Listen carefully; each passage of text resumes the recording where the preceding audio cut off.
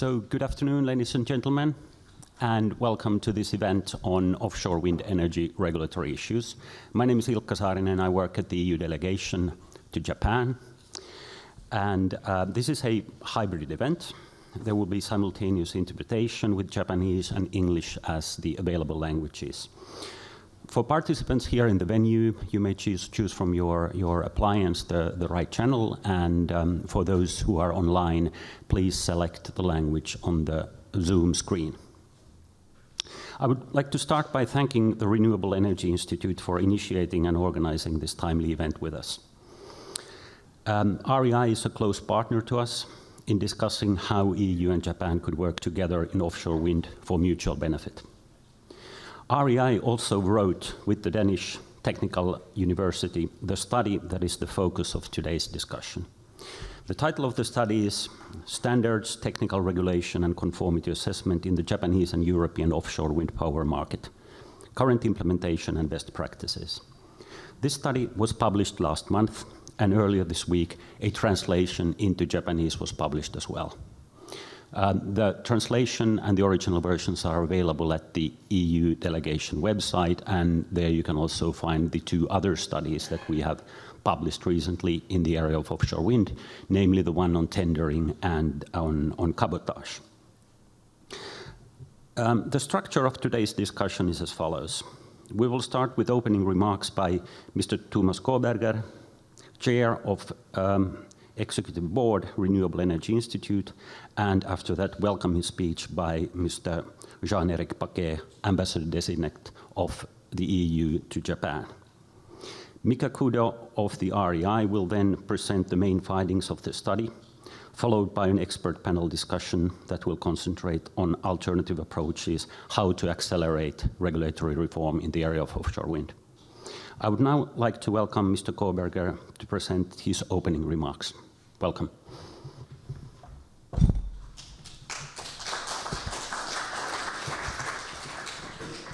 Thank you, and good afternoon, and welcome to everyone in the room. I'm Thomas Koberger, Executive Board Chair of Renewable Energy Institute here in Tokyo, and I will start by saying that the title of the seminar is The Need for Accelerated Regulatory Reform to Expand Offshore Wind. But maybe even more importantly, it is something that is desirable. It's economically desirable and socially desirable for Japan. Global wind capacity has increased dramatically over the last decades, and wind has become the cheapest source of electricity in most parts of the world, in some places outcompeted by solar, but rarely by anything else. Offshore wind has been for long seen as something with a large potential, but expensive. A large potential, but expensive. And this was true until some 6-7 years ago in Europe, where the cost came down fast during that very year. In procurements of electricity in Northern Europe, we first, in the middle of the summer, had a contract signed by, or a bid presented by Danish Dong, with a price of about 70 euros per megawatt hour. That was, in today's perspective, still very expensive, but at the time considered record low. Just 2 months later, the Swedish power company Vattenfall won a bidding contest of the Danish west coast of Denmark, with a price of only 60 euros per megawatt hour, 10 euros less per megawatt hour.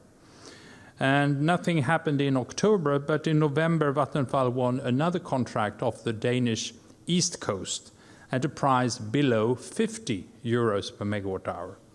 So the price for offshore wind electricity fell by 10 euros per megawatt hour every second month in this year alone. The reason behind this reduced cost for offshore wind was, among other things, what we're going to talk about today: standardization, identified patterns, better utilization of equipment and the people involved in building these plants.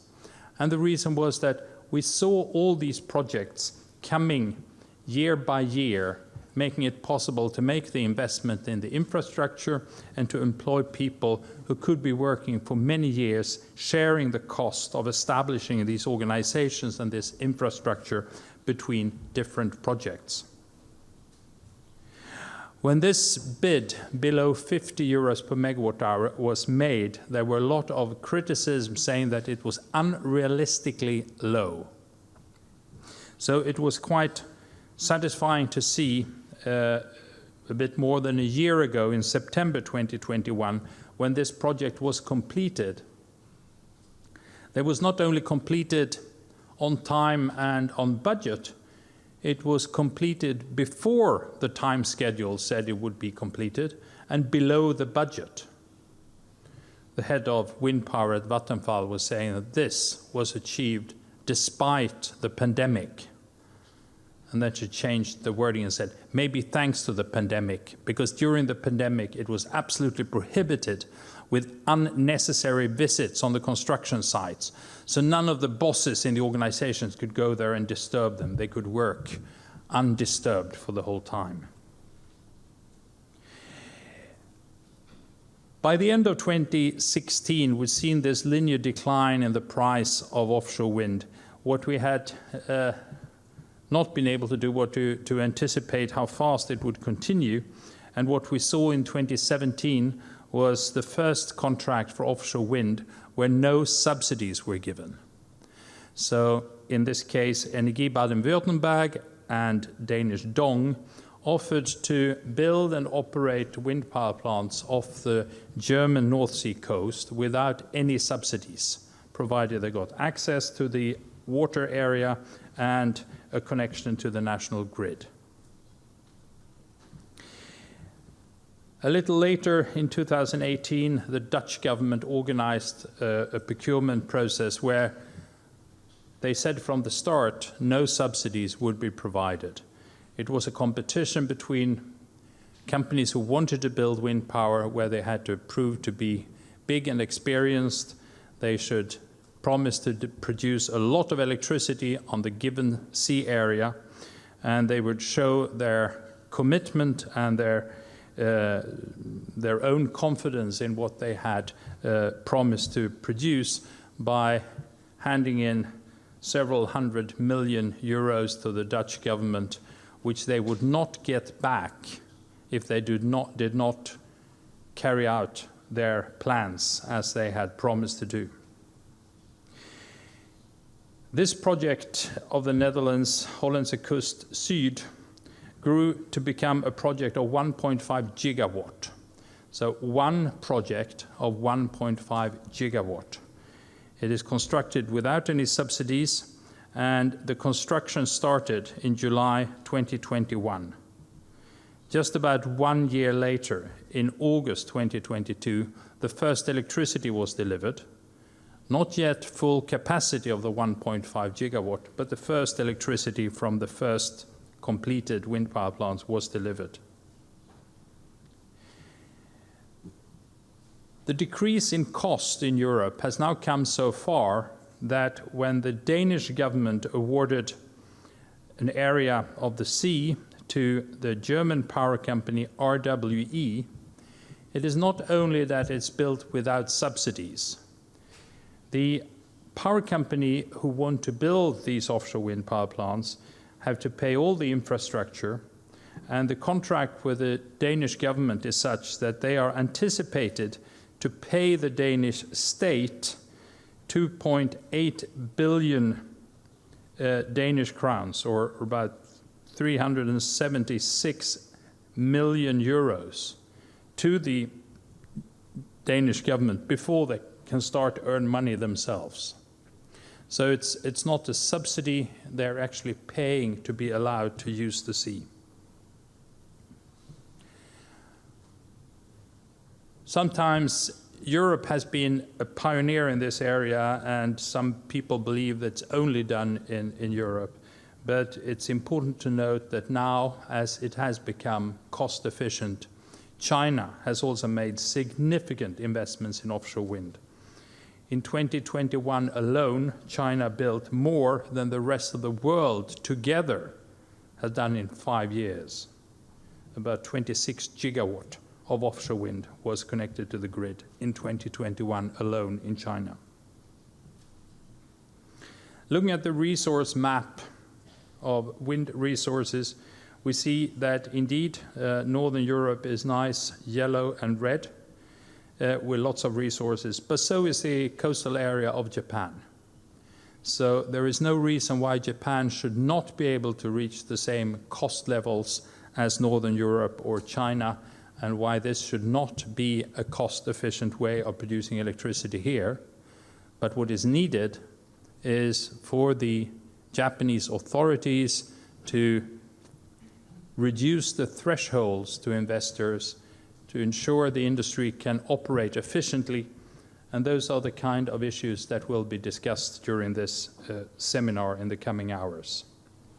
So with this, I hope I have shown that while it may not be necessary to build offshore wind, it is desirable because it can provide very low-cost electricity, something that has become more dire, more important in the last year of fossil fuel crisis.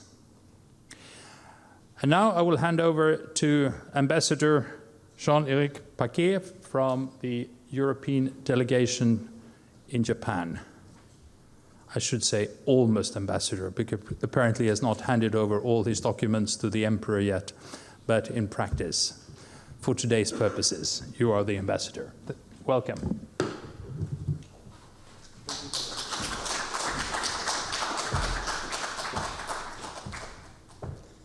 Thomas, thank you very much. Ohayo gozaimasu. Konnichiwa to everyone.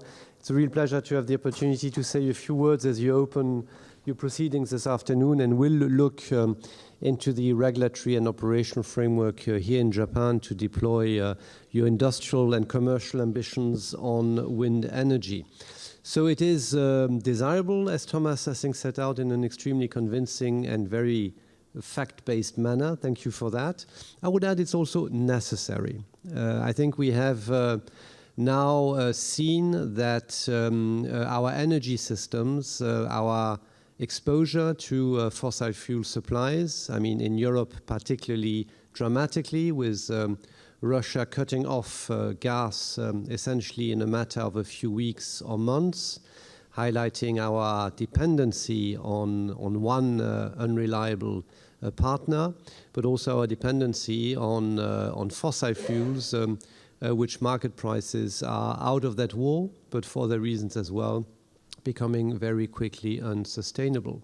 And I want to say here that, yes, in Europe, out of that war in Ukraine, that Russian aggression on Ukraine, you have seen developments where in some member states, companies have had to open again and sometimes extend the lifespan of coal thermal plants.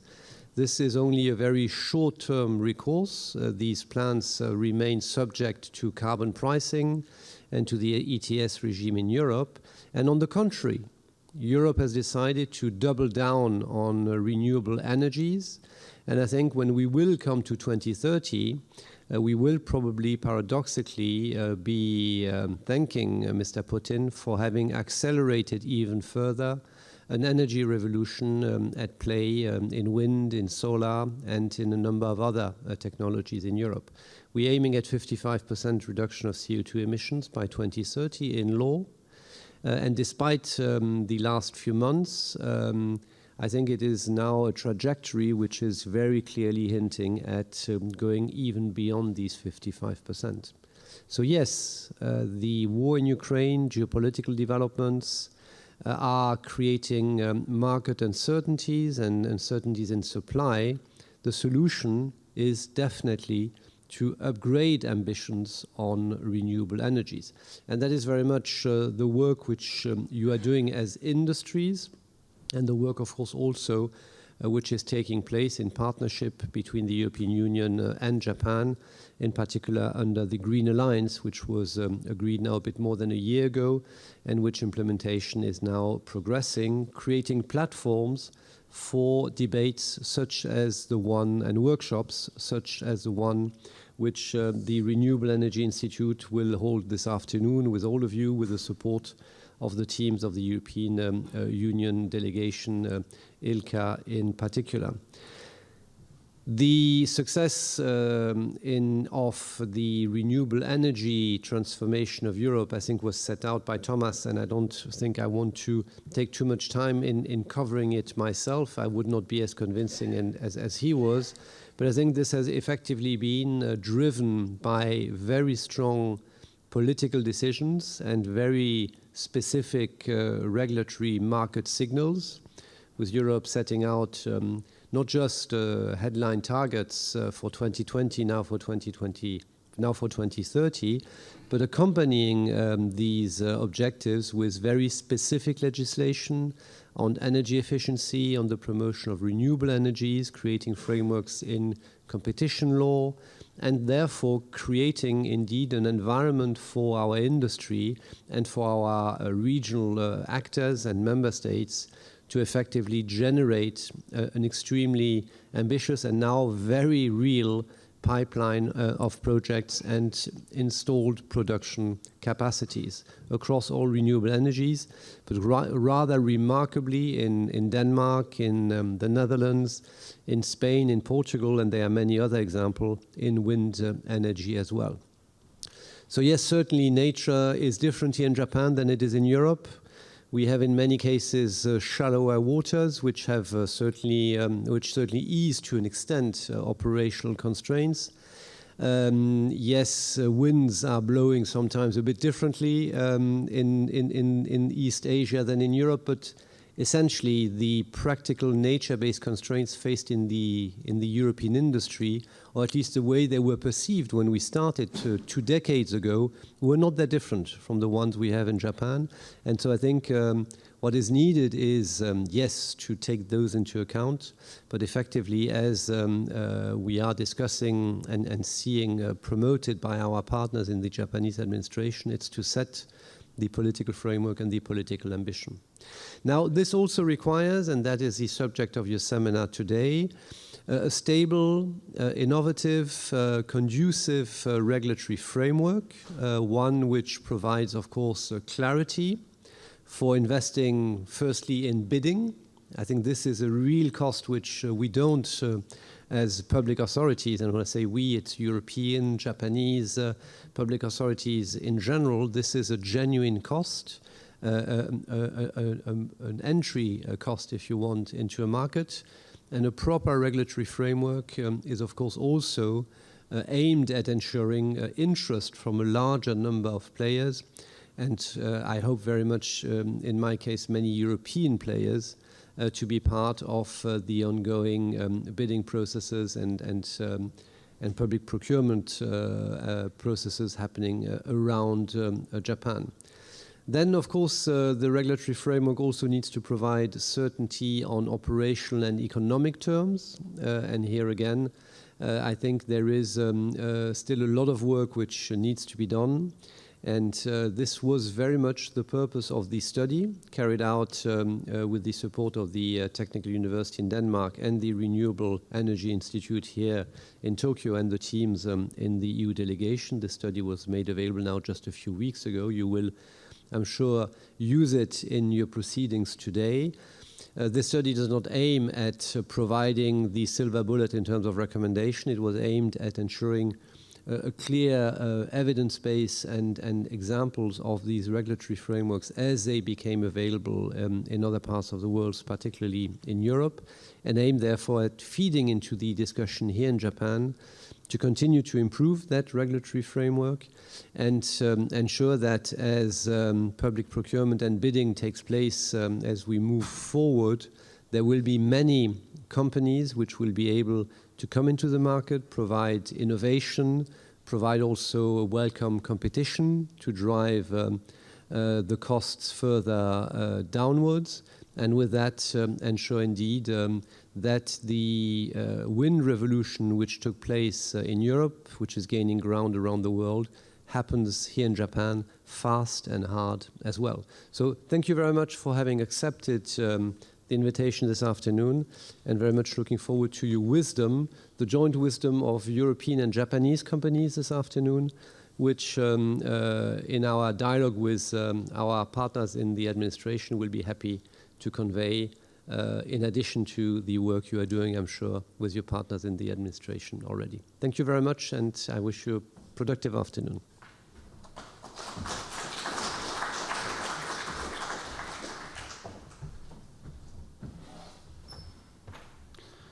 I would next like to invite Mika Kudo from the Renewable Energy Institute to come and introduce the study and make an overview of its findings. Welcome, Mika.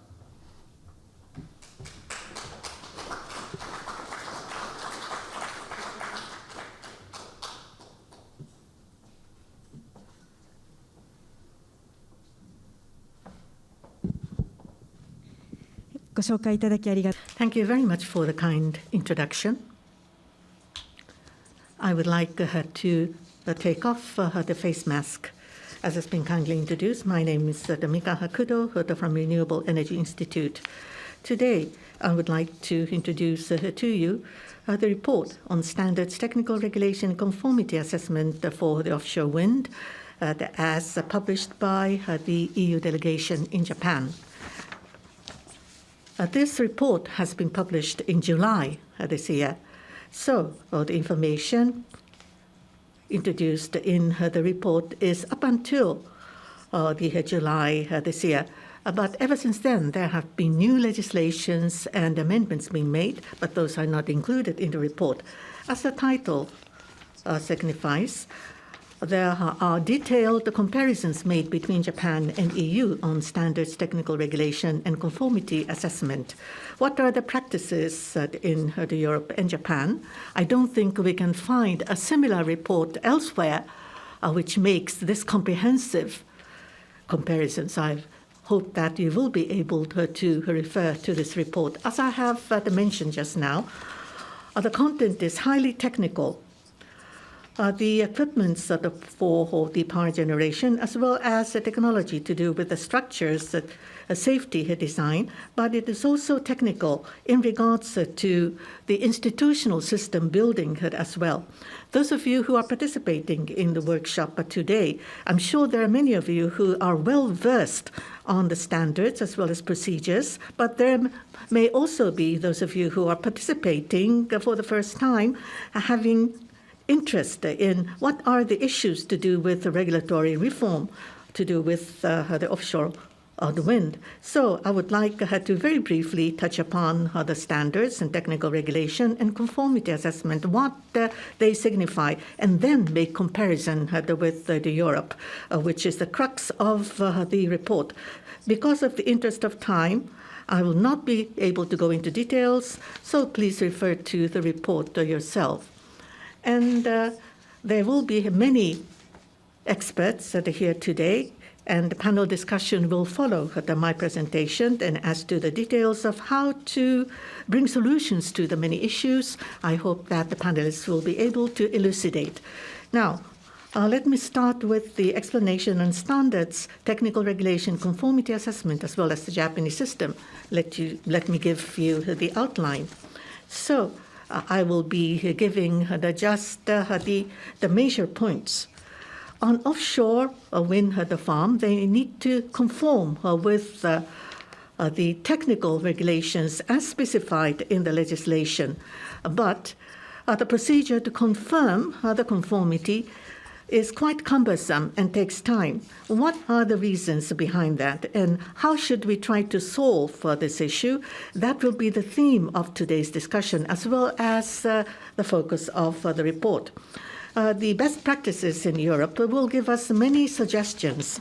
Now, first of all, let me introduce to you what are the technical requirements based upon regulations which the wind farms need to conform with. For example, as it says on the slide, structure supporting wind turbines and blah, blah, blah.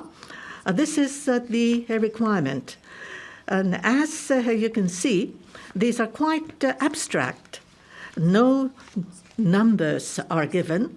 As an institutional system, it is said that it is a quality requirement or quality regulation asking for a performance. So in making judgment whether it conforms to the regulation or not, what would be the more concrete matters to be gone through? The METI has come up with many interpretations as well as commentary to explain how to go about. As one example of the offshore the wind, there is what is called the official explanation of technical the standards that you will be able to make reference of. The offshore the wind should conform with not only the Electricity Business Act, but also with Port and Harbour Act, as well as the Ship Safety Act, if it's the floating offshore the wind. But it is quite cumbersome and quite complicated in order to tally and collate with all these legislations. So the relevant ministries have come up with this official explanation of technical standards. And as is mentioned here, the private sector, the standards are also very important. Now, in Japan, when it comes to standards, people know very well about the JIS as well as ISO. Standards have developed for the purpose of different things. And the industry, having the expertise on certain technology, have been updating such standards in accordance with the development of technology. But speed of amendment of legislations may not be able to catch up with the speed of technological development. It is quite cumbersome when it comes to the procedure to be gone through. So the basis of the legislation that you need to satisfy a certain performance. So it is more of a quality requirements or performance requirements. And private sector standards are often being made reference of because you will be able to speedily and more accurately and appropriately be able to conform with the innovative technology. And what is called conformity assessment, you need to go through such a process, which is certified by a private sector the body for the certification system. Third party undertakes the review and certify to ensure the expertise, transparency, as well as the reliability. And there are different functions to the standards, and these will be useful in bringing down the cost. You will be able to have mass production. It is not custom made. If you can produce in accordance with the standards, you will be able to respond to the needs of the parts and components. You will be able to see increased opportunity for the trade and sales. If there are needs for parts and components, you can trade with their operators, not only inside Japan, but with overseas as well. And there will be increased opportunity for participation in the market. And you would be able to see a competitive environment. You will be able to see highly efficient conformity assessment for the safety standards. There are major benefits because you do not need to go through each and every the products to be tested. There are standards other than the JIS. And there are also international the standards where the experts from all over the world have gathered to establish those standards, what is called IEC or ISO standards. And what has been certified in the other country could also be utilized in Japan, which is through the mutual recognition system. For example, product which has been certified in Germany, you don't have to go through tests or inspection in Japan, but you will be able to say that it is quite safe. There are also standards formulated by highly technical certifying the body. For example, in the case of offshore wind, there is a body called DNV, which is quite famous. And as for the offshore the wind, there is an international standard, IEC 61400 series and also corresponding JIS standards. As for certification under the IEC standards, you have the component certification as well as the type certification and also project certification, where a certification is done for the total of the project, starting from design as well as construction and operation and maintenance in whole. Project certifications is being applied in overseas on many occasions, but it has not been utilized in Japan. Instead, in Japan, we have a unique system called wind farm certification, and the reason will be given later. In Japan, there is JAB, Japan Accreditation Board, and Bureau Veritas Japan, and Class NK. These two organizations are being accredited. So much for the standards and technical requirements, as well as conformity assessment and certification. Let me go into the centerpiece of today's discussion. As a reality in Japan, there are three salient characteristics. Now, the institutional system is now being reviewed to bring about reform. So in the near future, there could be changes. But I would like to speak today based upon what we find today in the year 2022. Firstly, the government will be making conformity assessment on technical requirements for or technical regulations on individual operations. And secondly, the third party certification system is also utilized, but in quite a unique way. And third issue is only few certification bodies exist, and one certification body is quite dominant. And these three issues are closely related to the highly costly as well as time-consuming process in Japan.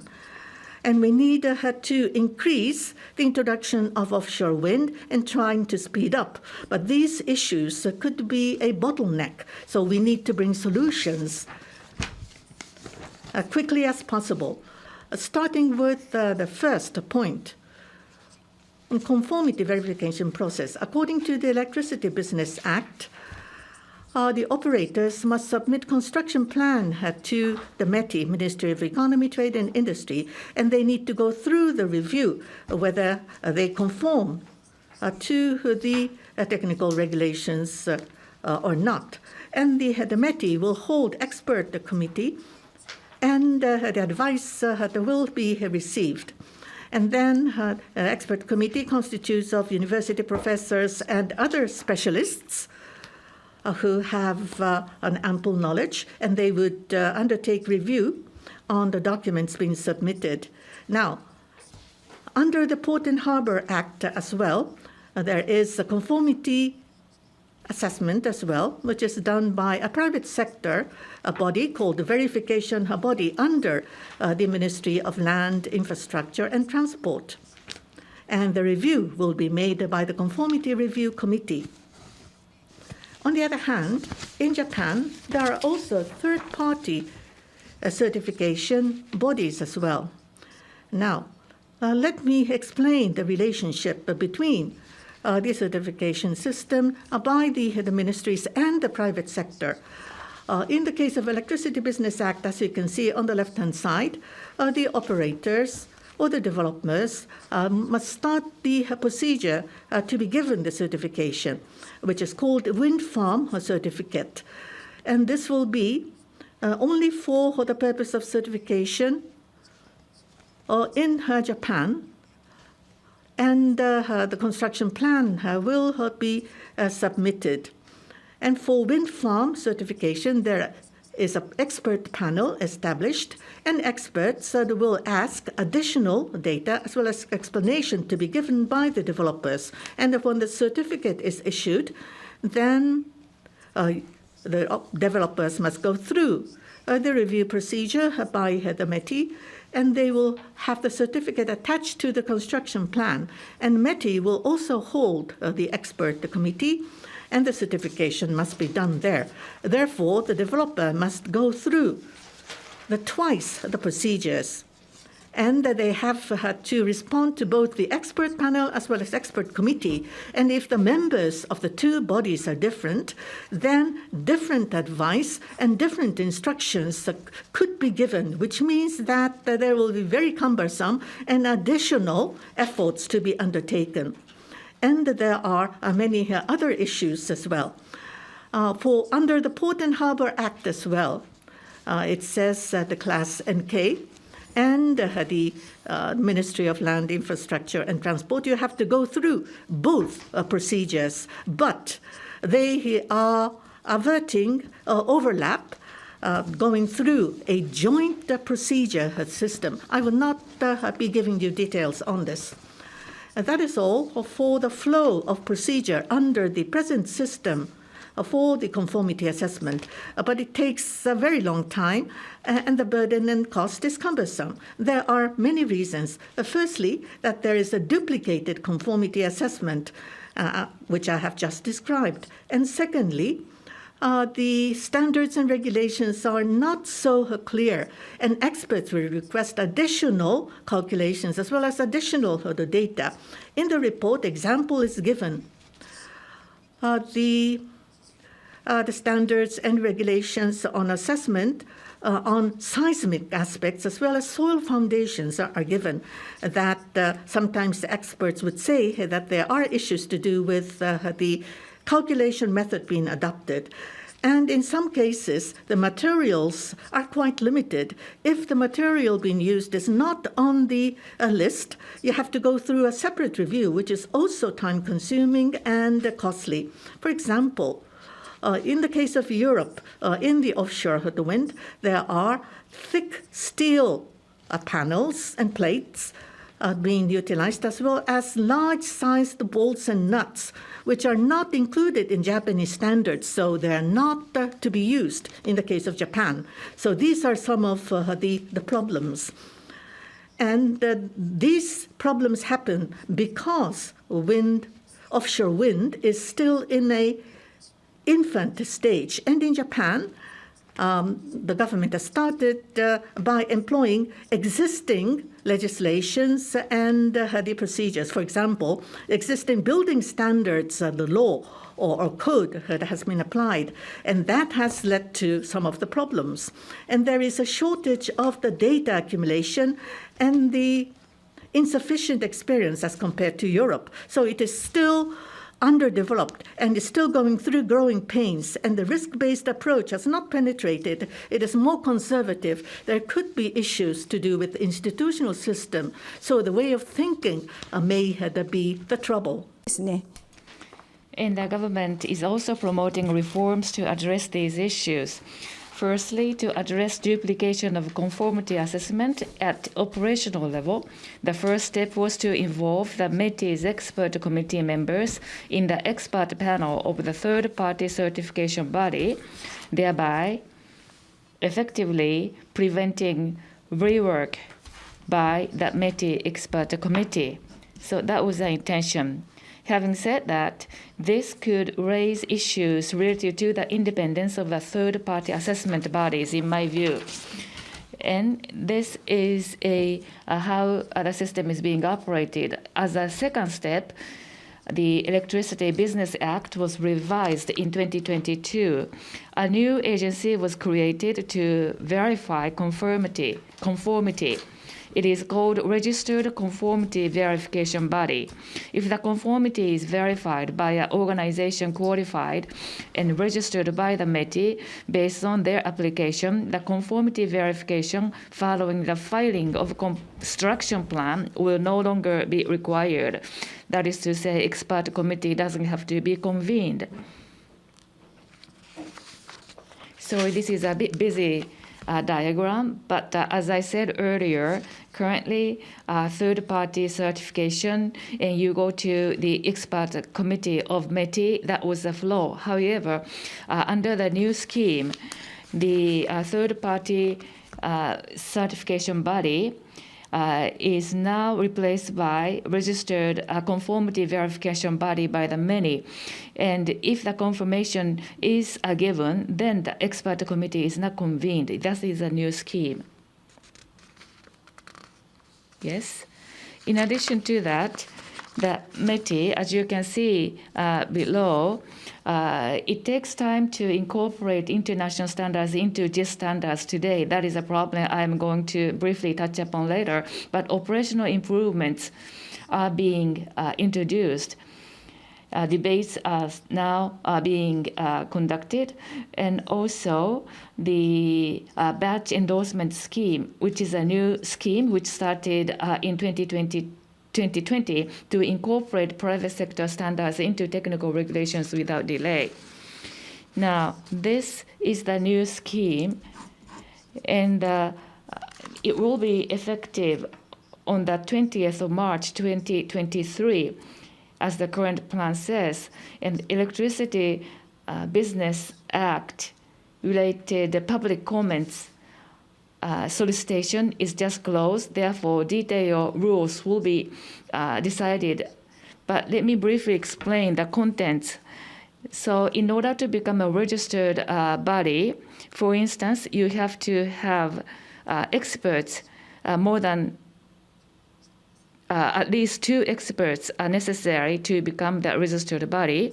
And also, in accordance with the METI ordinance, the standards has to be used for conformity assessment, and also track record has to be attached to the application form to prove the capacity of the applicant for the registration. So these are now being decided in the draft. So the METI's ordinance will be used to check whether these requirements are met or not. And various requirements are now written into METI ordinance, as I explained earlier. This is the debates which are now taking place in Japan today. Up to now, I talked about the challenges we face in Japan and how these challenges are being addressed in Europe. According to that report, the lengthy and burdensome process was in focus for the comparison. So I will review those items later on. But at this point in time, I would like to once again review the challenges we are facing in Japan. The characteristics we see is that government assesses conformity to technical regulations of specific projects, and the third-party certification system is also utilized, but in a unique way. There are only few certification bodies, and one certification body is still dominant, and some areas are not so clear as regulations and standards, and also positive list for materials. So regarding these challenges, how the EU is addressing very, very briefly. Firstly, regarding the use of the standards, as I said earlier, Japan is using IEC and GIS standard. And as I said earlier, Japan has technical standards unique to offshore wind power. And once IEC standards are issued, that is valid in Japan. However, the translation takes time. Therefore, GIS standards comes into play only several years later. And that law requires the confirmation of the conformity, and the government issues the official explanation. As opposed to this, the IEC-based standards are used, but unlike Japan, the domestic discussion takes place in parallel with international discussions. Therefore, without delay, domestic standards are adopted. The big difference is that regarding offshore wind, very detailed standards are not produced by each country. That is to say, regarding the safety and feasibility of the project, that is entrusted to private sector body, the third-party certification system is used for that purpose. And only exception is that Germany. Germany is the only country that has its own detailed offshore wind standard, which is similar to Japan. So how about the development of standards and regulation? And Japan participates in the development of international standards such as IEC standards and the type approval of the Japan proposed type certification has been incorporated into international standards, and also the METI and MLIT have their own technical committees respectively. In contrast, few European countries have their own domestic technical standards for offshore wind, while Germany has a technical expert group to develop offshore wind standards. Now, regarding certification and permitting, there are two differences between Japan and Europe. First, difference has to do with the relationship between certification and permitting. In Japan, certification is a procedure that precedes permit, and METI, in order to confirm the assessment, the expert committee has been involved for that purpose. However, in Europe, there is typically no government entity that is directly involved in undertaking conformity assessment. Even in Germany, the expert committee is not involved in the examination of individual projects. They are only engaged in the development of standards. And there are two third-party certification bodies in Japan, but more bodies are accredited in Europe. And also there is a mutual recognition among these third-party certification bodies in Europe.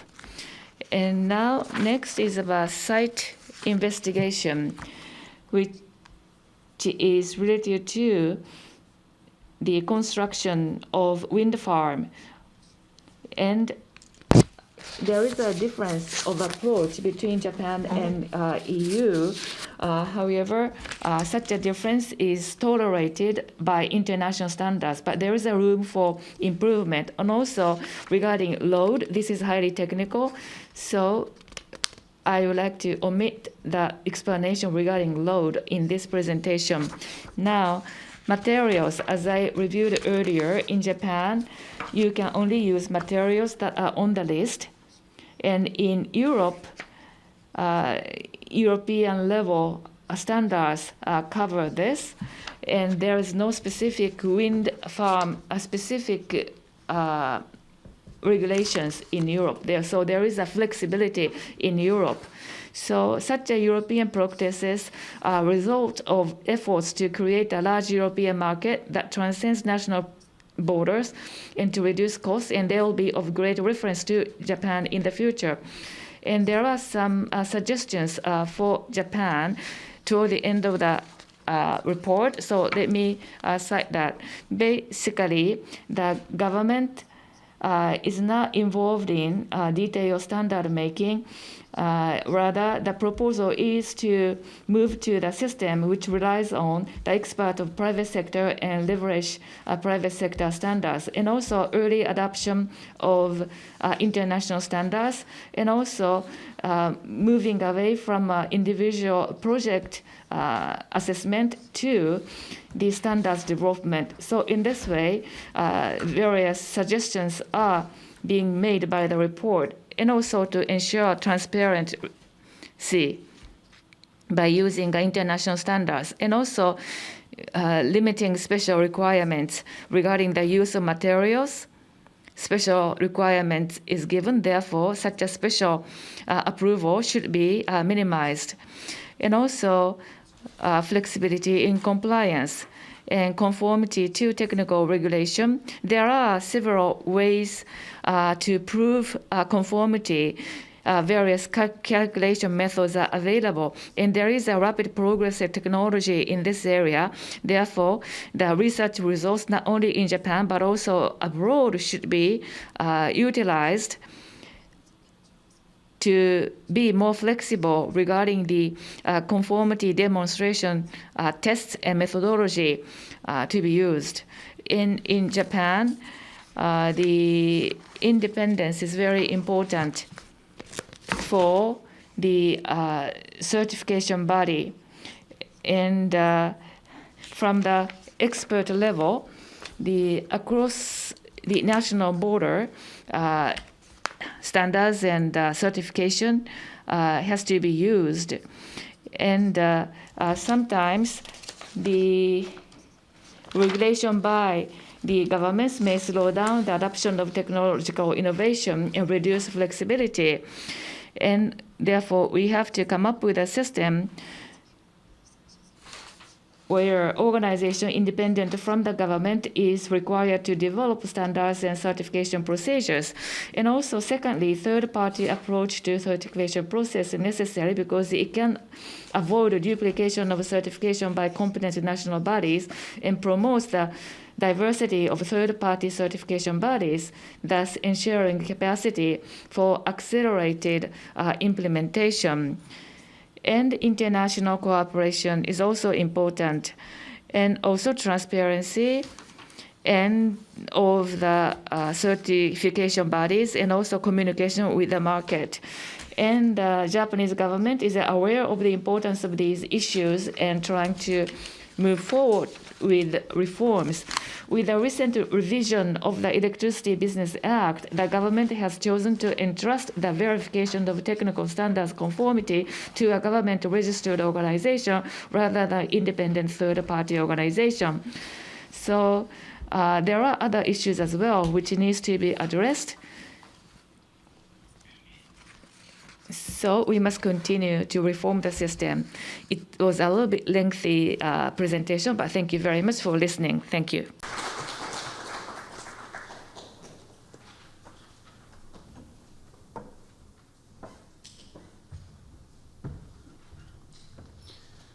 Thank you very much, Mika, for the extremely accurate and very interesting presentation, which I think very well points out the findings of the study and the need for regulatory reform in Japan. I would next like to invite to the floor another Mika, Director Mika Obayashi from the REI, who will be moderating an expert panel. So also I would like to invite to the podium the members of the panel.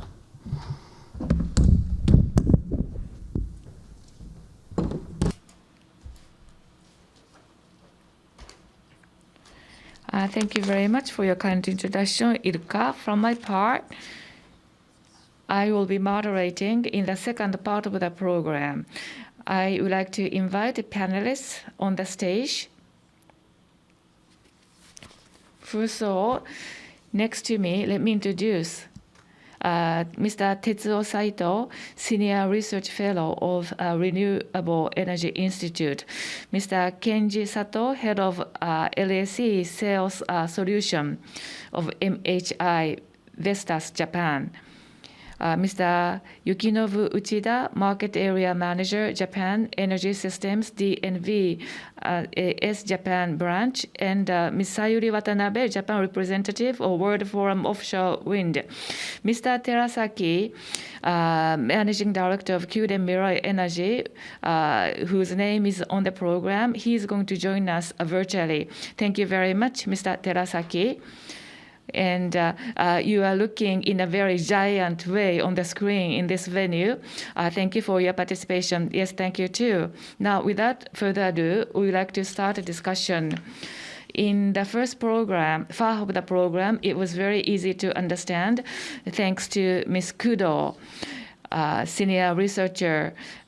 We produced a report together with the EU, and she explained the report. As Ms. Kudo said in the beginning, naturally, the regulation and standards related to offshore wind sector, therefore it is highly technical. And also, bodies engaged in the standard making are also technical as well. However, listening to the presentation, technical criteria is highly technical in terms of scientific technicality, but on the other hand, the difference between Japan and the EU are only related to such techniques or the way organizations are set up or the way assessment is done. Maybe the differences between Japan and the EU arise from such difference. That is my impression. In order to expand offshore wind industry in Japan, if Japan is well advanced, then there could be a different standards to be employed. However, we are still in the stage of studying because we don't have an offshore wind industry as of now yet in Japan. Therefore, we need to learn from experience of Europe. Now, today, against this backdrop, we would like to seek comments and views from the panelists. The order of presentation is a little bit different from the way they are seated. First, Ms. Watanabe, Mr. Sato, followed by Mr. Terasaki, and Mr. Uchida, and Mr. Saito. That's the order. Therefore, first of all, I would like to ask Ms. Watanabe. She is supporting the development of offshore wind in the world. Maybe you have the opinion regarding the institutional differences and the room for improvement. So I would like to give 5 minutes each to our panelists before we have a panel discussion. Ms. Watanabe, please.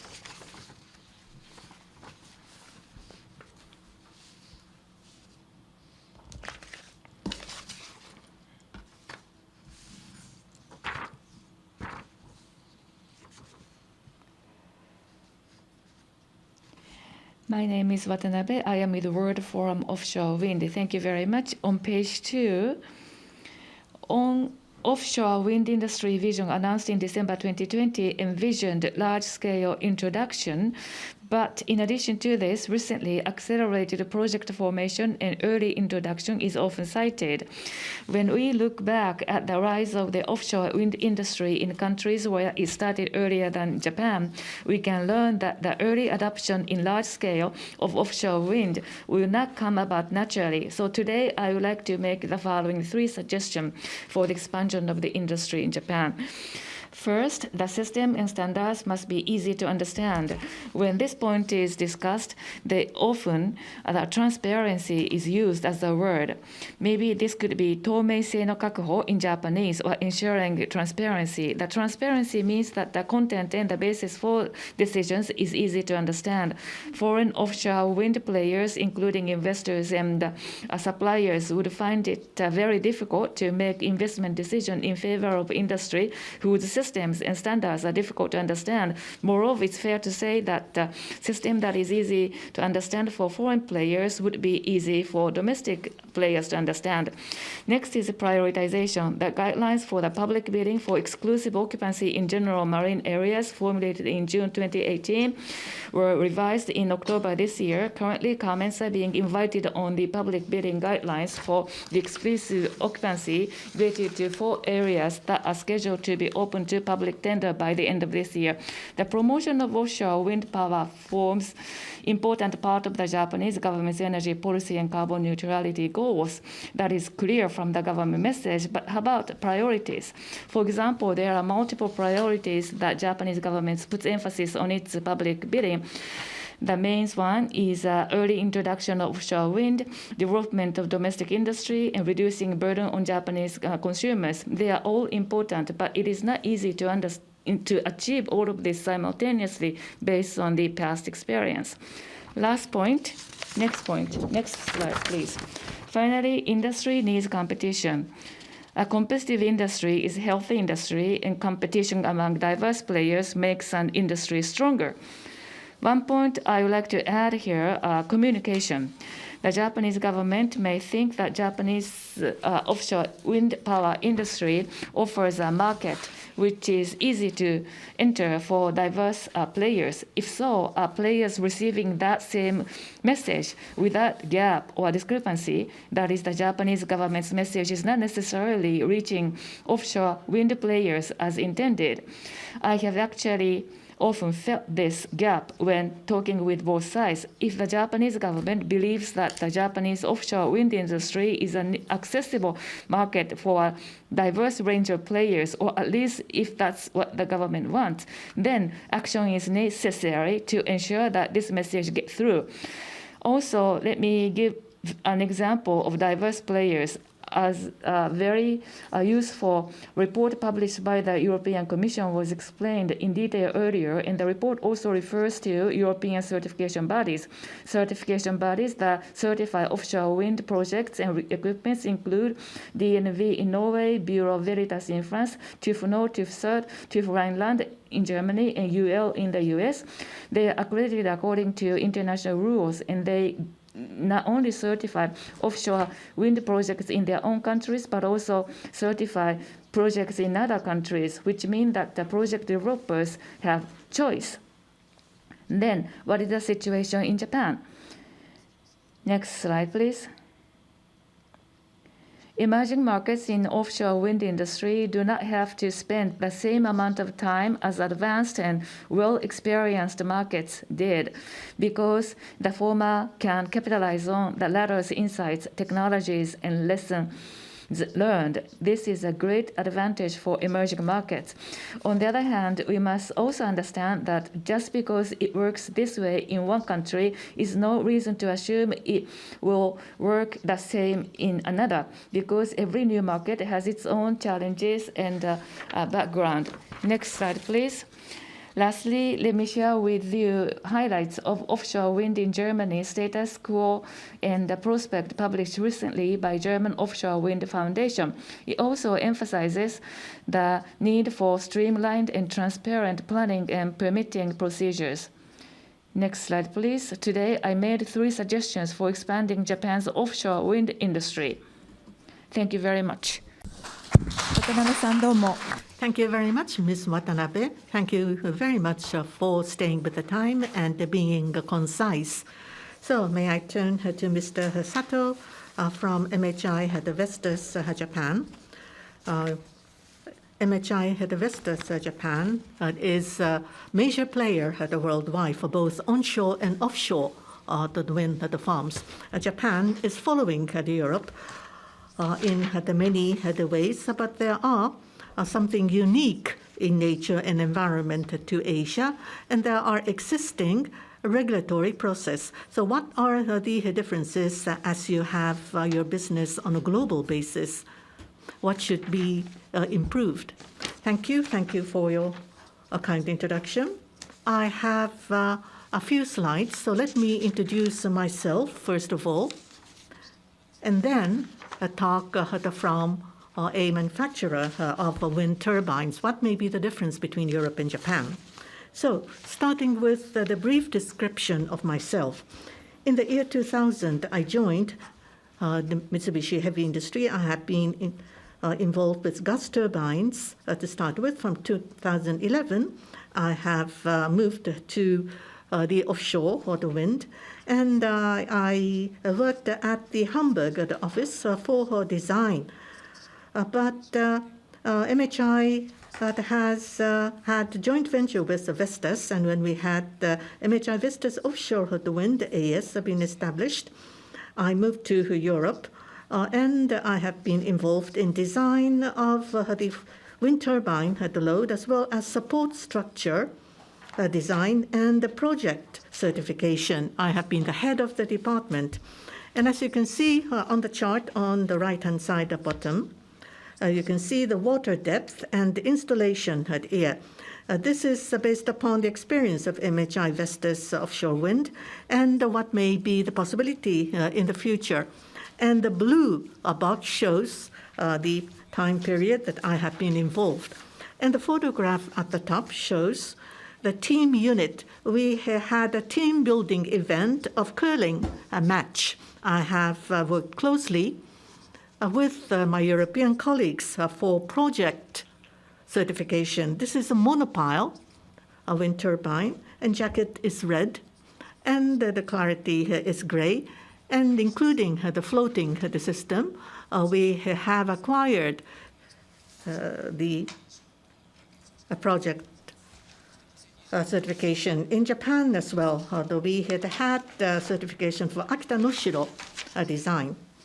And right now, I am also involved in a similar the job, but now specializing in the Japanese market. So turning to the next slide. Based upon my own experience, I would like to compare the difference between Europe and Japan to do with certification as well as the design itself. There have been many things already discussed, so there may be some overlap. So let me be very, very brief. Looking at the table on the top, on the left-hand side is the Europe, which is IECRE project certification, and the right-hand side is the Japanese wind farm certification. And the standards to be complied with are different. In the case of Europe, the IEC 61400 series is being incorporated into legislation. But in Japan, we have a different domestic the legislations like electricity business law and so forth, and reviews are being made based upon these different legislation. And the number of certification bodies, there are 11 in Europe, but in Japan there are only 2 organizations. Now, if you look at the chart at the bottom, type certificate is being acquired for wind turbines. We are in a mass production stage. Before going into the global market, we need to acquire type certificates so that we will be accepted in the market, and we will be able to bring down the cost through mass production. And Japan and Europe, it will be the same.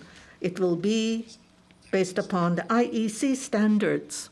On the other hand, when it comes to project certification, in Europe, it is basically founded upon IEC standards. But in Japan, as has already been explained, the governing laws are different. So when certification is made, that may be one reason why it takes a long time. So in the future, the certification governing law must be globalized, I believe.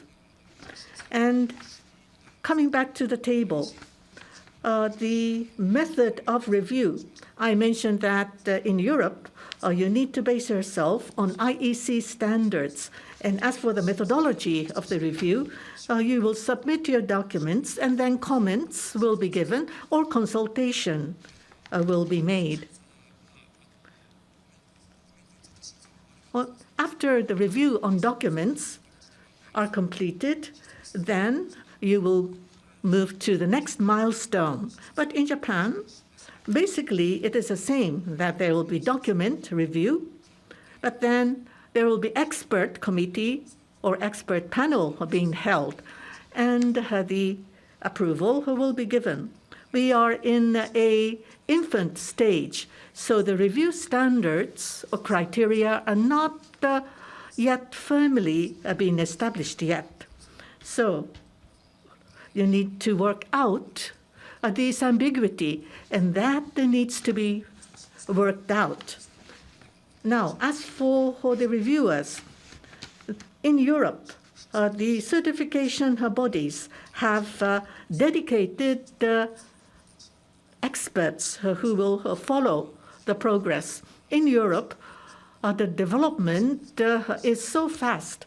So the IEC standards, it is not that necessarily everything is covered under the IEC standards or other standards.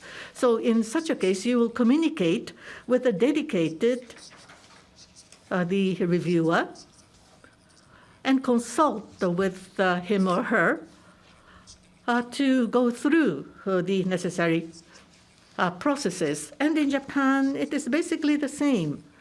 But the reviewer are quite busy. It will be an external experts. So you will not be able to be given a timely response.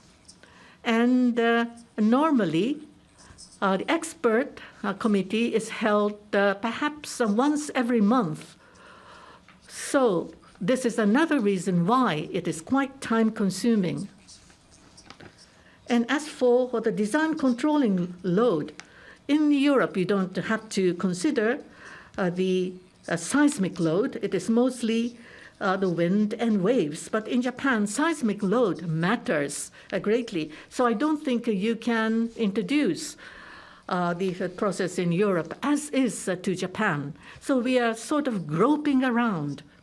And as for the standards, already explanation has been given. But in any case, these are some of the issues that wind turbine manufacturers could bring up. させていただきたい Can I ask you a question? In your presentation now, IEC standards are not necessarily used for all the assessment. So in that case, this independent expert assessors or examiners, with them, you can have discussion, and that kind of discussion is allowed as a practice, or that is the IEC. So could you come closer to the microphone? IEC is the topmost standard to be used. However, there are areas where IEC does not apply. In such a very detailed, minute areas, the IEC standards are not necessarily applicable to everything. So we have to have a technical discussion. You are talking about European case? Yes. In the case of new technology, for example, there is no precedence.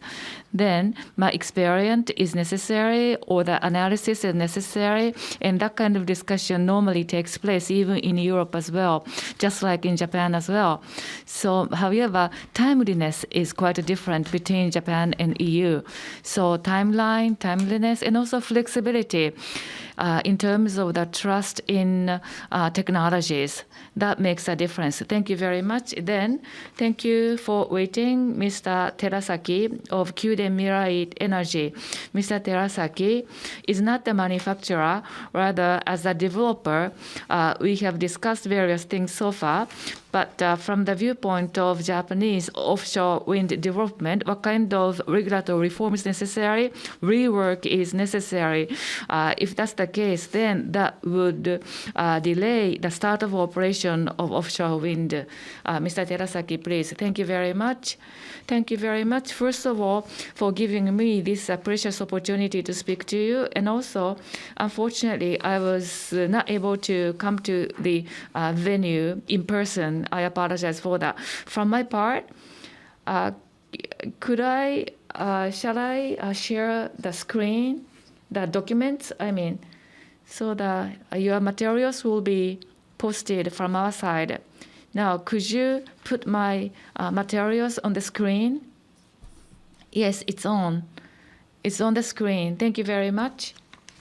Now, Ms. Obayashi introduced me. Thank you very much. And we are a developer. From that perspective, the offshore wind development is actually what we are directly engaged in. And we have some things that we have felt very keenly through our activities. So let me share them with you.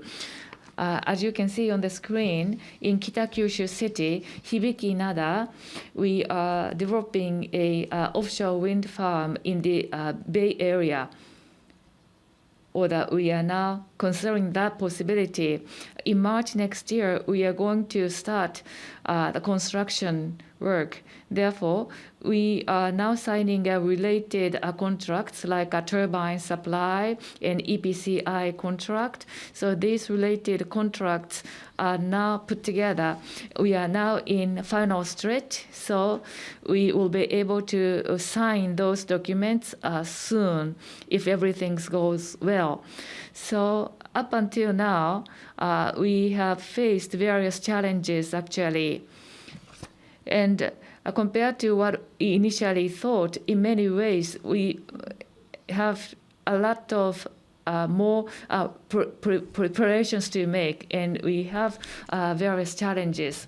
Next slide, please. Here you can see that up to now, in 2017, in February, we have become a preferential negotiating right holder. And then wind condition and environmental investigation, and also the ocean area investigation was launched. As you can see on this screen, from 2017, site-related investigation have started, and how much time has been needed you can see on the screen how much time was necessary for all of this work.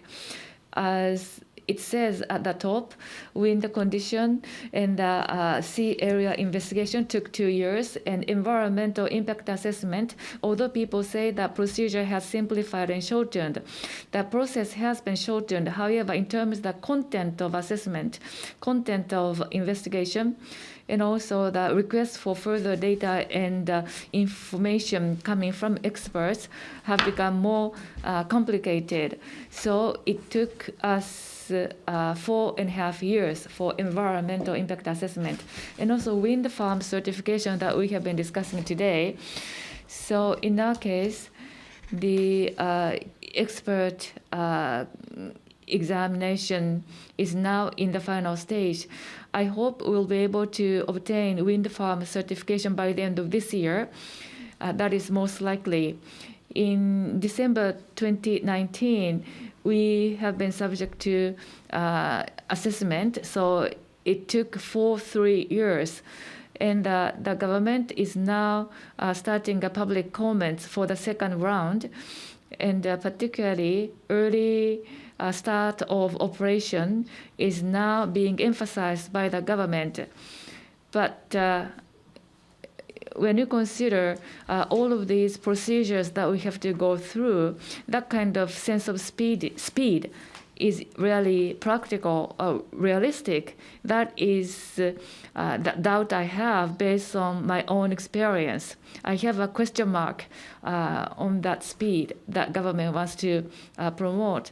So those who will be starting from now will be facing difficulties as well. Next page.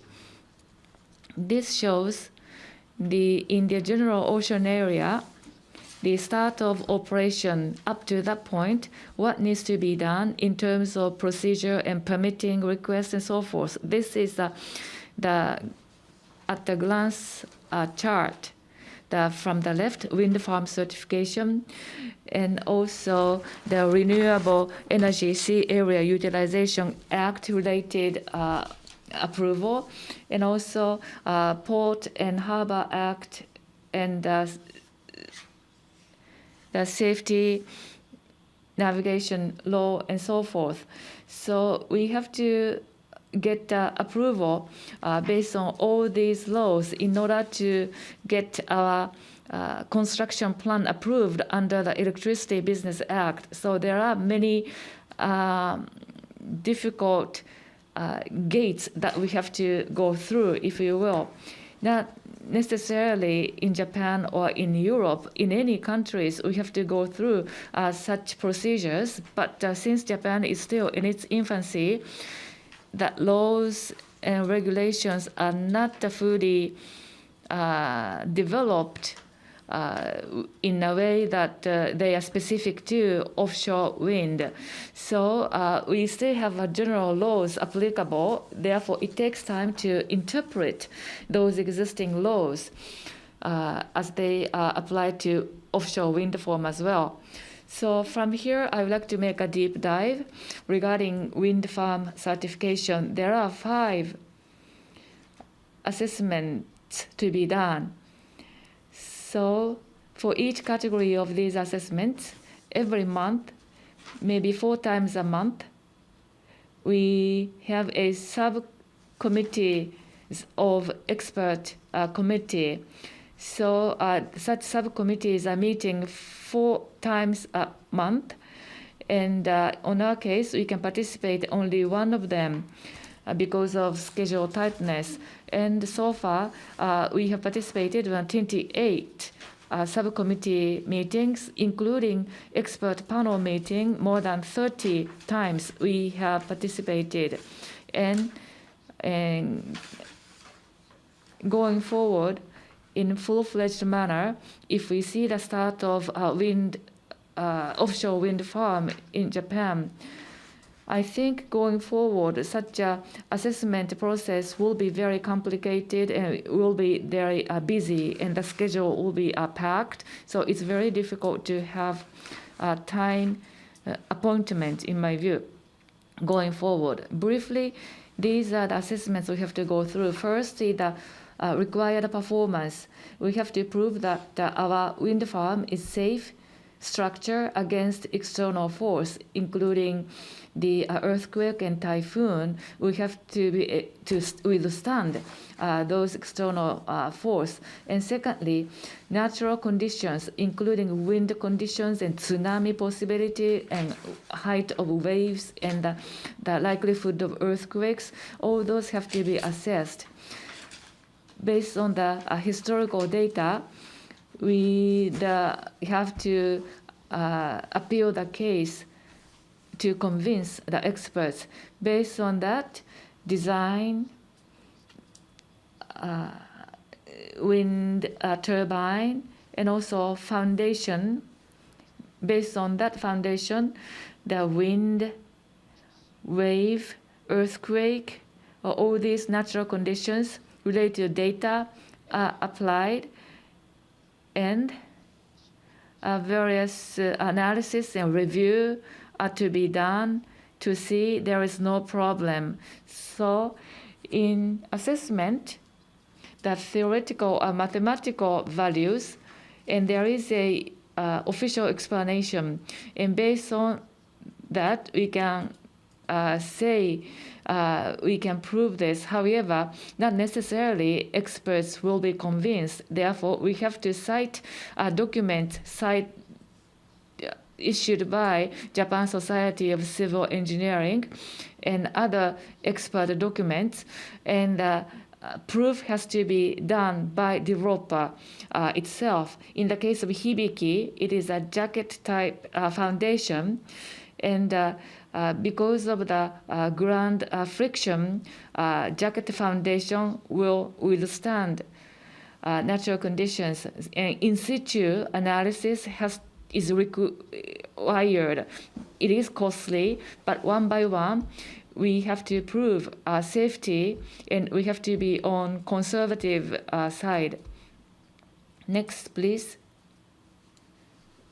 So in this way, there are various standards to be applied. I am showing you that 1.5 years ago or 2 years ago, there was a private and public sector consultation session regarding offshore wind and where we see problems with existing regulations, including ourselves, like developer and the manufacturers. We came up with such a recommendation, Electricity Business Act at the top, and also Port and Harbor Act related to wind farm certification. And I think there are many commonalities among different set of assessment. There is a duplication. Like we are asking the unification of assessment by the METI and EMLET. And actually, we are making a progress. However, regarding electricity business law, the experts to assess under the Port and Harbor law are the same experts under the Electricity Business Act. Therefore, they are the same experts. So I think, I hate to say this, but I don't think there is actually good progress or improvement. Still, Japanese industry is in its infancy, so there is a shortage of experience and data. As I said earlier, laws are not developed assuming that they will be applied to offshore wind. Therefore, how could we customize existing laws if we are to use existing laws? So the developer and other stakeholders have to raise their voice to lobby the government so that the system or the practices will be improved. We have to be tenacious in working with the government going forward. That's all. Thank you very much. どうもありがとう。 Thank you very much, Mr. Terazaki. You have been very concrete, and you have given vivid examples and sharing with us your impressions. Thank you. So may I now call upon Mr. Uchida from DNV AS Japan branch. So there are many issues and challenges that are brought up. As for DNV Energy, you have been supporting from the design stage up until the operation and management, as well as you are making certification as a third party. So from that perspective, what should be the desirable way of regulation on offshore wind in Japan as compared to Europe or globally? And what are the requirements of the regulatory bodies and certification bodies? Thank you. Thank you for the kind introduction. My name is Uchida. We have advisory department and the certification department totally separated. I am with the advisory business side, but we have been introducing certification process in trying to contribute to the development of the industry. So in that perspective, I am also interested in certification process. As for the IEC, we have had the committee in Japan. We have a Japanese National Committee for Standardization of Wind Turbine System and Subcommittee for Wind Turbine Certification. I have been members of both for many years in introducing IEC standards. The DNV as a company, the origin of the company is more than 150 years ago when Titanic has gone under. That was the time when our company has been founded. So there has been ship accidents and ship wreckages, which were very sad incidents. So how can we build a safer ships? And we have come up with standards. Now, somebody must check whether the vessels are actually built to the standards. And we have classification societies to make a check on this. And DNV has been involved in this business for more than 150 years. The slogan is, the lives and assets must be protected. That is our social mission. So we have started with ships. But we have been supporting oil and gas industry as well on the offshore structures. We have been involved in that. And we are also involved in a greener area, which is renewable energy. As for standards development, the DNV is making all-out efforts. Every year, 5% of our profit is being invested into developing new standards, and standards are being developed in different areas, and we have joint projects. So those who would agree with such activities, working with the private sector companies, and we call them in, and the engineers and funding will be made available. And we would set the deadline of 1 year or 2 years, and we will go through simulations so that we can develop new standards together. That is what we are doing.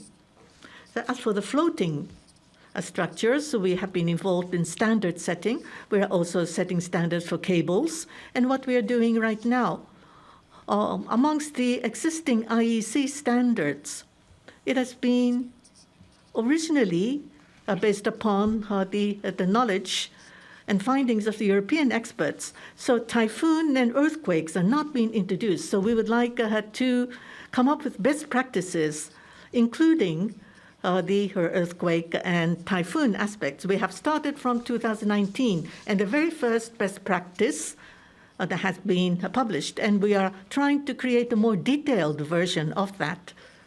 So the second version, joint industry project, is about to be started. And earlier, Mr. Sato has mentioned about the IEC standards. Now, when it comes to IEC, this is quite a unique organization. And DNV standards existed even before IEC. And amongst the DNV standards, and IEC do discuss what they find to be something problematic about the DNV standards. There are many experts from all over the world gathering, and they would like to be very, very active in trying to make it more advantageous for them in the market. And there are only about 3 or 4 times that they can meet with each other per year. So the IEC standards cannot cover everything.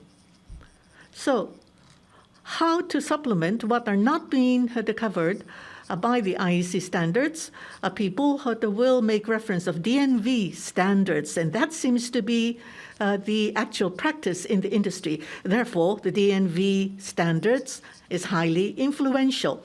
And when IEC come up with new standards, DNV will also review our own standards so that it will be in conformity with the IEC standards as well. So this is a two-way street.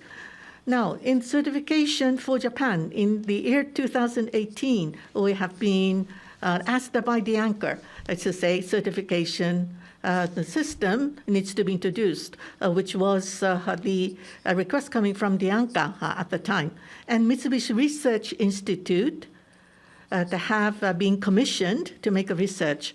In the industries other than the wind power, we have been subcontracting from the Mitsubishi Research Institute. Germany, Denmark, Netherlands, and India are those countries who are going ahead with the offshore wind. What are the certification process in those countries? We have made a research and survey. And the report, it is being uploaded onto the internet, so you will be able to make the search. The Electricity Business Act in Japan next year, there will be revised. And I believe they have made reference of the systems in the other countries as well. I very much hope that the process will be expedited. Now, what Mr. Kudo has explained to us, they have been able to make many detailed research. So in actuality, I have no disagreements. But when you look at the legislation, what is being said in the law and what is happening actually are different in certain cases. I need to point this out.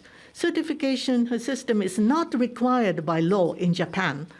And even though they do have the experts committee, I do have the consultations with the developers and operators. Even though they have the expert the committee, it is actually the Electricity Safety Division who have the final say. So with the Class NK certification being given, that is not final. That is the comment given from the Electricity Safety Division. And the directors do change every 2 years. But in any case, that seems to be the position of Electricity Safety Division of METI right now. So certification is not really stipulated by law. So when it comes to accreditation, more precisely, there are no set rules. That is our understanding. So next fiscal year, there will be revision of the Electricity Business Act. And when there will be rules being decided for accreditation, we are prepared to be able to respond to that. There's another misunderstanding. Certification is being done by Class NK and Bureau Veritas.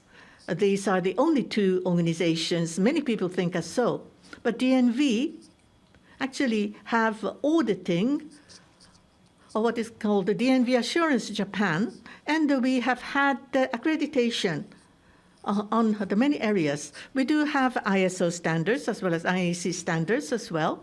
And if next year, next fiscal year, for the third-party certification bodies, the accreditation elements to be required of those certification bodies, if there are anything missing, we will acquire those elements. So we are quite qualified when it comes to certification ourselves. And furthermore, DNV in Germany, we have been asked by BHC, and we have been given accreditation. And BSH and between JAB, they have a mutual recognition agreement. So what we have acquired as accreditation from BSH, JAB will allow for that. So what is missing, if we can make additional application, then we will be able to satisfy all the necessary elements for certification. Now, one more point. what the Class NK and Bureau Veritas are doing in their review. In the expert committee, the advice is being asked, but in the case of architecture and construction, that is the process being gone through, and we have no objection to the process itself. But for the expert committees, we are often being asked all sorts of different things, and we are influenced and impacted by what is being asked of the expert committee. It is too arbitrary. So for the DNV, if we are to go through certification process, we will not have any expert panel at all.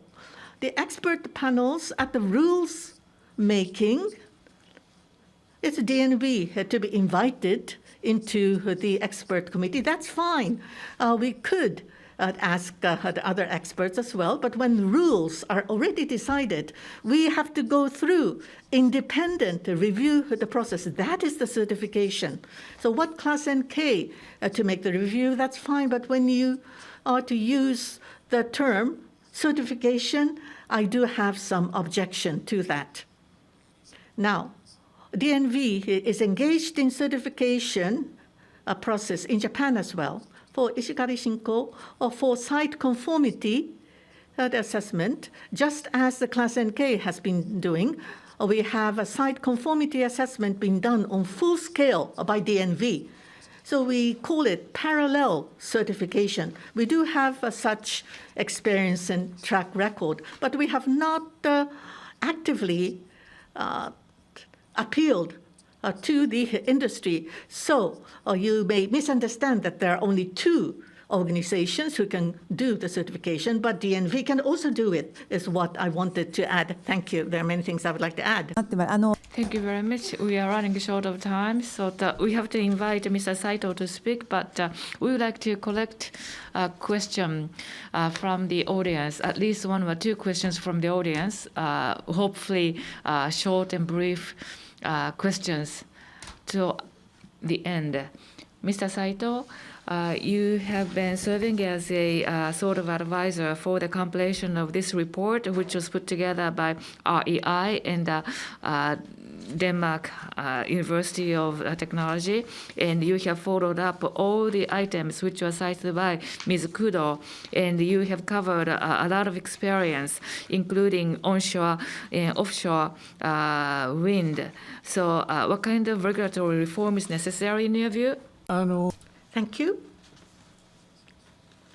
In formulating the report, many of the people from the Japanese companies we have made interview, and I am very grateful to them. And the Japanese version has now been made available yesterday. You will be able to see the translation on the website.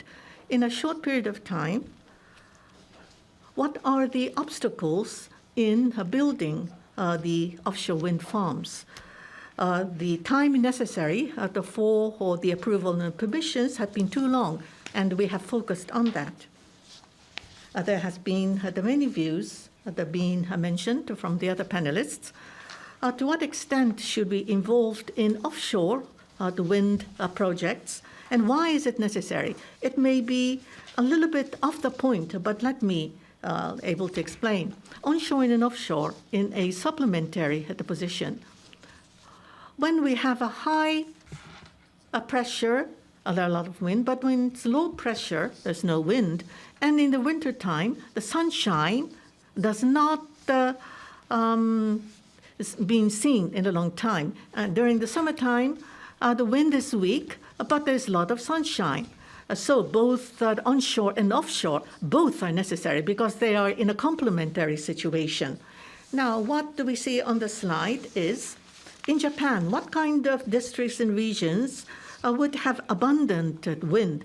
This is from NEDO, NEO winds. So for details, please look at the NEDO site. Apart from Seto Inland Sea, in Japan, I wouldn't say on par with Europe, but we do have lots of wind, as you can see with the red color. and the distance from the coast is within 30 kilometers. 30 kilometers, that is to say, in the middle of territorial water and the contiguous the water. So, depending on the location, it is only about 5 kilometers from the coast, and the water depth is more than 200 meters deep. And when you look at the floating system, right now it is about 200 meters deep. So I have shown you.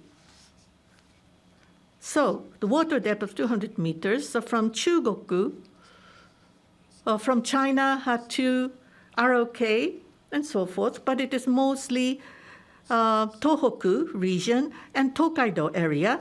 The water becomes deep soon, very near the coast. Now, you can see the hub height, 140 meters, wind receiving area, 3.0 square meters. The wind turbines have become the larger, and the wind receiving area is becoming larger. So if we are to have a large wind turbines, how much of a possibility can we see in Japan? This is from Ministry of the Environment, taken by REPOS and EDAS. You will be able to see more of a detail. But we would like to prefer a strong wind of more than 7.5 meters and 156 gigawatt. And for floating type with a good wind, 236 gigawatt, more than 400 gigawatts for both. And looking at the nationwide, including the nuclear and thermal power, the capacity is 200 gigawatts. So the potential for wind is more than double that. It is not that you can develop everything, but if you can develop just 1/4, you have 100 gigawatts potential. But unfortunately, more than half are concentrated in Hokkaido and Tohoku area. And because of the salient characteristic of the wind power, we would like to have it more dispersed around Japan because of typhoons. Typhoons come from Kyushu and move upwards and become stronger in wind. So there could be some problems, but and anyway, it is concentrated in Hokkaido. I will be going into the main topic of today. If we can have wind power in the tune of 100 to 200 megawatts or gigawatts, then how quickly can we build the wind farms? That matters.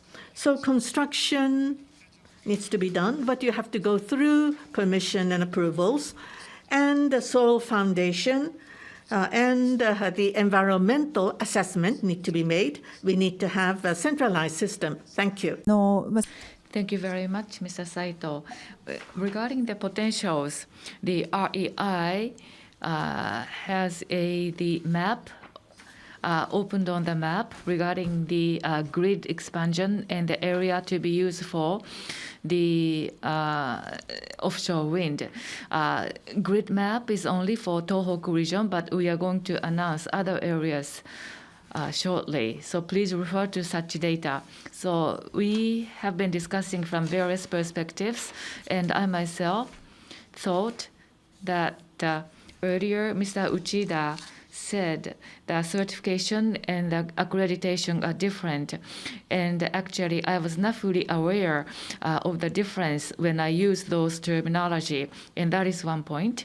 And also this time, the METI's Electricity Safety Division was invited. However, since the system is now in a fluid situation, and also the division person was not able to make it for this meeting, the expert committee discusses. However, there is a rework by the committee at the end of the day. Based on that, Electric Power Safety Division of the METI makes the decision. That is the case in Japan. I was very surprised. Uchida speaking. In our case, DNV, the current NK certification started on the onshore first, and since then we have been visiting Electric Power Safety Division together with certification experts from my part, and we are now employing Japanese experts in certification area. And Electric Power Safety Division has been making an explanation to us many times. And the third-party certification is one option to be used. It is not mandatory. And third-party certification is involved, and the advantage is the acceleration of the examination process. And Electric Power Safety Division is saying that through various medium, and that is clearly stated by the division. However, if I ask a question regarding the NK use, that is not the case. It is not required under the law, according to the METI. This is going to be a rule. In 2018, there was a progress of this discussion for onshore wind. The certification is to be introduced first, and then expert committee will discuss offshore wind possibility later on. Therefore, certification system for onshore wind, if this is going to be a rule, then many diverse players have to come in rather than giving a monopolistic opportunity to NK. That is explanation given by the division. So it isn't that everybody can enter the market. That is why certification rule is necessary. That rule is to be developed by Electric Power Safety Division perhaps, or maybe we can directly adopt IEC and ISO standards in Japan, or maybe we can use JAB as well, as we indicated the result of such options in our research. Thank you.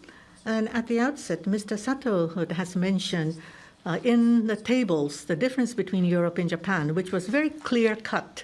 So Mr. Uchida has also given us the explanation. The Class NK certification are not being stipulated by law. On the other hand, in Europe, they have IEC standards being incorporated into the legislation. And Mr. Terasaki earlier has mentioned, in the nutshell, the discussion has been made in accordance with the documents given by Japan Society of Civil Engineers, and the operators, developers, the need to show that they are in conformity. But that is problematic, as Mr. Sato has mentioned. But in the case of Europe, you have independent certification reviewer, and 24 hours a day and 365 days a year. This dedicated reviewer that has a responsibility to make the review. But in Japan, it is more of a committee or council-based process where university professors and other experts, about 10 or dozen of such experts, are gathered and have once or twice meeting per month. And was it 30 times that was mentioned earlier in total? They would go through the review by the committee, which is quite time-consuming. And when these members, the professors or experts, do not allow, then it will be rejected. And this is highly problematic. And Mr. Sato's slide also mentioned, through the review standards, it is not that they have established review standards.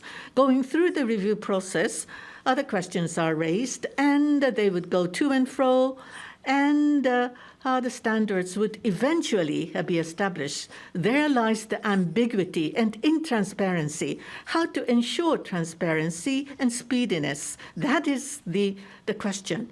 What about the independent reviewer or having independent certification body? How realistic is it? And how about the efficiency? Can I ask Mr. Sato, Mr. Terasaki, and Mr. Uchida to comment about the speed? Yes, we need an approach where speed is given importance. Taiwan has adopted such a process where IEC standards could be introduced as is, then they would do that. It was very clear. In the case of Taiwan, the offshore wind power market and the Japanese market, they have started almost at the same time, but Taiwan has gone ahead of us. That is because they have introduced a different system. I would not say which is wrong or which is right, but in terms of speediness, Taiwan method was much speedier. あって、台湾 But in Japan, we have earthquakes, and Taiwan is also prone to earthquakes. In the case of IEC, for such a special features, they are quite strict, restrained. But in the case of Taiwan, how about earthquake? The earlier DNV is developing, I said earlier, in Taiwan certification system has been introduced. Therefore, actual activity, DNV is conducting a certification activity, and Taiwan system is not aligned to international system. Therefore, in the case of Taiwan, and the earthquake and typhoon are now incorporated in Taiwan's. Mr. Sato, Mr. Terasaki, what are your takes? Yes, basically, I do agree. Taiwan is going ahead of Japan. Yes, they are moving more quickly. But basically, this sector is premature. Maybe I should not say that, but it is still underdeveloped. Now, in Taiwan, they are giving priority to speed, but in Japan, priority is given to safety. And we are trying to go along in a more proper manner. That may be the difference. Mr. Terasaki, do you have a view, please? Thank you. In our case as well, we are being reviewed, and those who are doing assessment and those who are being assessed, they are not still used to the system. We don't have many examples yet in the market. So as we develop more experience and more cases, then the process will be more accelerated and the criteria will be more clear going forward. So the expert organization is proposed to be established, but in any case, a clarification of criteria is again necessary, whichever way we choose. So, of course, this is going to be very difficult, but we have to increase the number of cases, particularly when it comes to earthquake and typhoon. This is quite unique in Japan. Of course, Taiwan is quite unique when it comes to typhoon and earthquake, but we have to carry out thorough assessment. DNV person earlier said about the response of the safety electric power safety division of the METI. I think the response he described was the one it is taking, but we are to follow the rules set by the METI. Therefore, the construction plan, when we produce a construction plan, and they would ask that, did you get wind farm certification? So as a result, if we have not obtained wind farm certification, we are not able to submit the construction plan. So this will be speeded up when we have a more number of cases in the market. Thank you very much. You have been restraining yourself and not trying to be that provocative in your comments. Now, we have been saying that we are in an infant stage for many, many years. So we have been saying that when we can accumulate experience and so forth, we have also saying this for many, many years. For the past 1 year, the world has changed dramatically when it comes to priority of energy. And the offshore wind to be developed has been accelerated in the other countries, whereas Japan is lagging behind. So we need to change the process. Now, Mr. Saito and Ms. Watanabe, we're running out of time, but how should we go about? And how can we be able to scale up and expand? Now, I have mentioned earlier that there are no set standards. So everything is decided through the review process. We are in an infant stage, but we have been saying forever. But in Taiwan, they have considered earthquake and typhoon, and they have already published their standards. and the procedures for certification. So Japan could make reference of that, and that should be the starting point. So within the assessment council, perhaps deliberation could be done somewhat, but unless they can come up with the basic rules, you cannot really go ahead. In 2 to 3 years' time would be too slow, too late. はい、私 Thank you. From my part, I would like to talk about very basic principles that without project there is no industry. That means that we have to formulate projects in early stage in order to increase the number of projects in a large way. I think that priorities have to be clarified because we can't achieve everything simultaneously. We have to consider this between government and industry.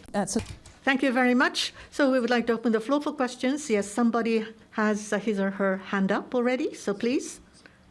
Yes, my name is Mitsui. I'm just a general citizen. I have a very basic question. For offshore wind, you have to have the grid connection. You have to supply electricity, right? So, of course, you need to have the adjustment, the process, but you need to have the undersea cables for the grid. Who can install such undersea cable, and who should pay for that? Now, as I listen to the discussion for undersea, the distribution and transmission cables, I have never seen such an example. It is still underdeveloped, and there are many difficulties. But what about the assessment and review and certification? Who will do that for the undersea cables? Without that, I don't think you will be able to see a grid connection. Thank you. I'm sure there are many people in the audience who would like to make comments and respond to the questions. But undersea cables, technologically speaking, it has been installed in the world, more than 500 kilometers of track record. So, Mr. Saito, you're involved with offshore wind. Now about the funding, the burden, and also the regulation. For the undersea cables, who should pay for that? Depending on the country, the system is very different. For the offshore or wind farms, when you have developers and operators, what is being connected, it will be the transmission companies who will pay for that. Or up until the landing on the ground, it will be the operators or developers. And beyond that, it will be the transmission companies. There are two different patterns. In Japan, in reality, it is the developers will be taking on the funding burden for everything. But going forward, it will be in 1 million kilowatt-hour scale. So offshore is much, much larger compared to the onshore wind farms. In Europe, up until the landing point on the ground, it will be the developers. And beyond that, it will be the transmission companies. What about technology? In Europe, 500 kilometers have been already connected by undersea cable. So there is a lot of track record and experience. I don't think it is problematic. So 500 kilometers for one undersea cable. There are many such examples already in Europe. And Hitachi, that has the purchase, the AVV, it's now Hitachi AVV. So they have technology already well established.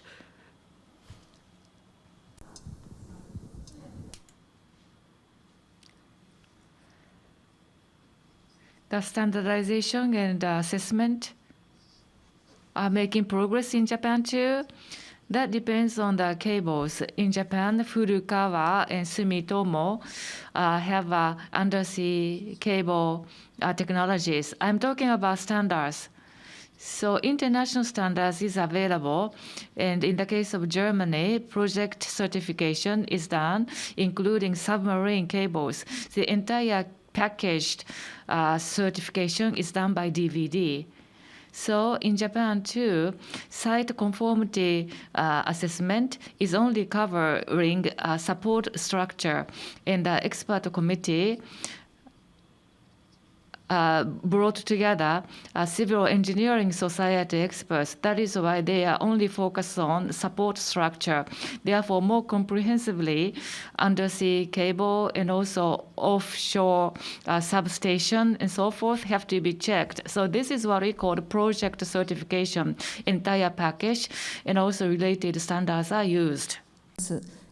Thank you very much. We only have 30 seconds left, so I don't think I will be able to accept next question. So I would like to thank all the panelists. Thank you very much.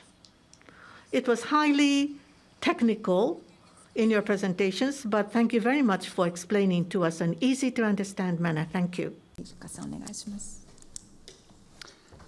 Thank you very much to all the panelists as well, and to Mika for extremely informative and important discussion.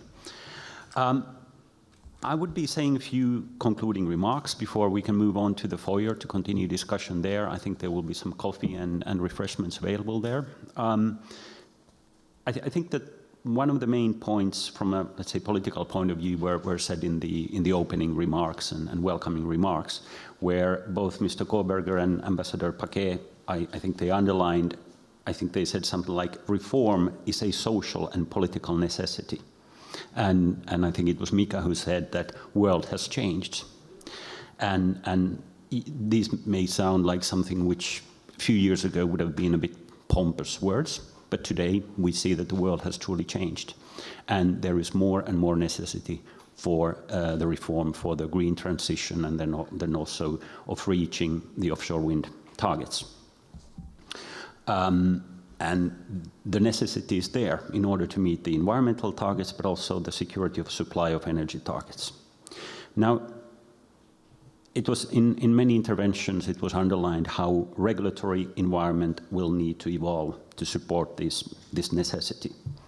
And the regulatory environment needs to be transparent, and it needs to be in an economically viable way.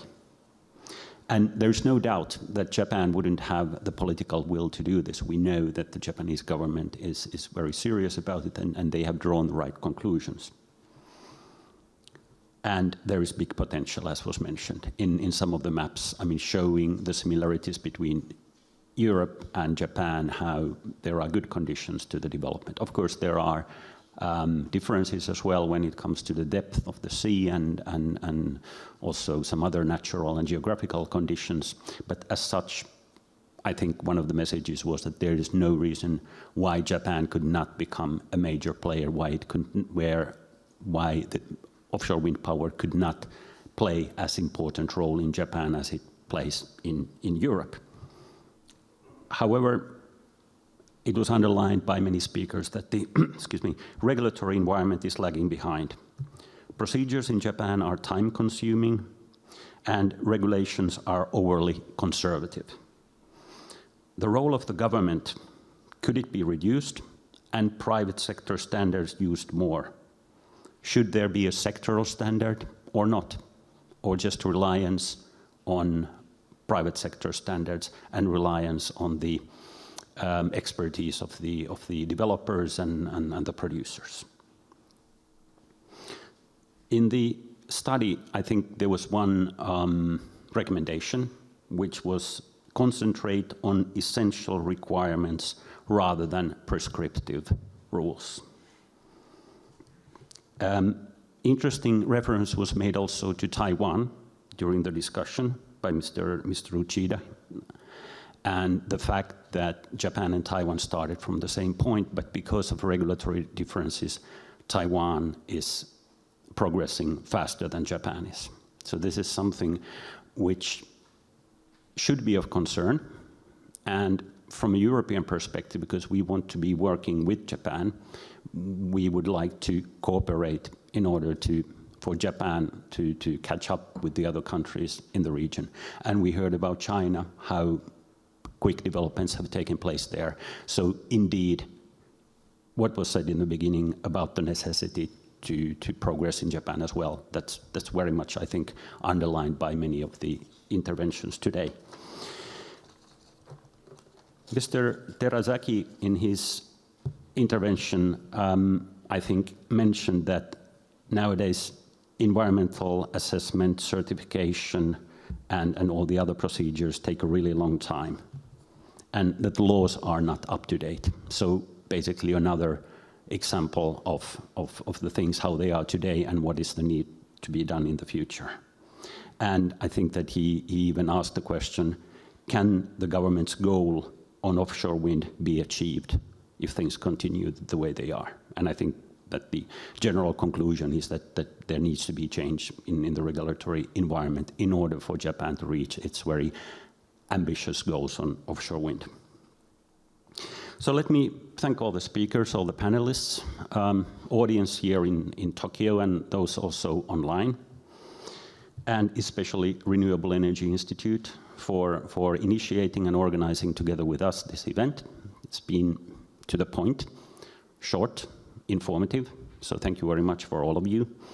Now there's a possibility to continue the discussion in the foyer for those who are here, and for online participants, looking forward to meeting you at some other instance and continuing then our discussion, hopefully face-to-face as well at some point.